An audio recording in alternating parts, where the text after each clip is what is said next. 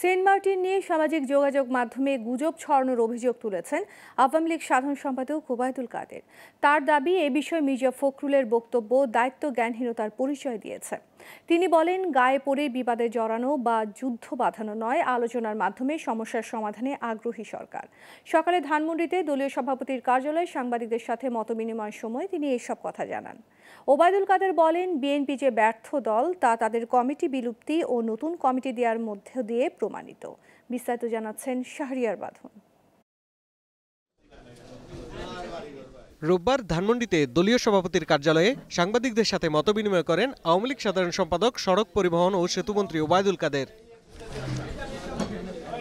কোরবানির ঈদকে সামনে রেখে মাত্র কয়েকদিনের মধ্যে পদ্মা সেতুতে 5 কোটি টাকা এবং বঙ্গবন্ধু সেতুতে 4 কোটি টাকা টোল আদায়ের রেকর্ডের কথা তুলে ধরেন সেতুমন্ত্রী। আমাদের টোল আদায়ে ইতিমধ্যে রেকর্ড সৃষ্টি হয়েছে। পদ্মা সেতুতে 5 কোটি এবং বঙ্গবন্ধু সেতুতে প্রায় 4 কোটি টাকা টোল ইতিমধ্যে আদায় হয়েছে। সেন্ট মার্টিন পরিস্থিতি প্রসঙ্গে তিনি বলেন, গায়ে পড়ে বিবাদে জড়ানো বা যুদ্ধ বাঁধানো নয়, আলোচনার মাধ্যমে সমস্যা সমাধানে আগ্রহী সরকার। গায়ে পড়ে যুদ্ধ বাঁধানোর কোনো ইচ্ছে নেই। আমরা তাদের সাথে আমাদের আলাপ আলোচনার মাধ্যমে আমরা সমস্যার সমাধানে আগ্রহী। বাংলাদেশ মিয়ানমার সীমান্তে কঠোর নজরদারি অব্যাহত রেখেছে।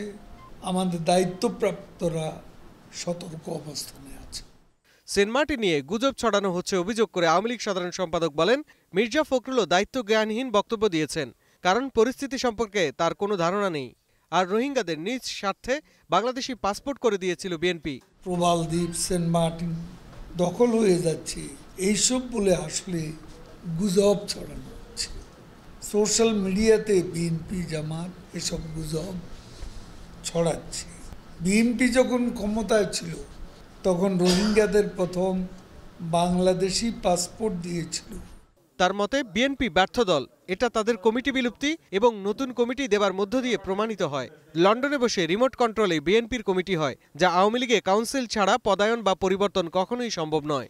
ব্যর্থতার দায়টা, মূল দায়টা যা তিনি রিমোট কন্ট্রোলে কাউকে সরিয়ে দিচ্ছেন, কাউকে পদায়ন করছেন। কাজেই ব্যর্থতার সমূহ দায়িত্ব তারা স্বীকৃতি দিয়েছেন। ওবায়দুল কাদের আরো বলেন, বিএনপি মাঠের কর্মীদের মূল্যায়ন করে না বলেই তারা ব্যর্থ হয়েছে। একই সাথে তাদের আন্দোলনে জনগণের সম্পৃক্ততাও নেই। জনগণের সম্পৃক্ততা ছাড়া আন্দোলন হয় না। শাহরিয়ার বাঁধন, গ্লোবাল টেলিভিশন, ঢাকা।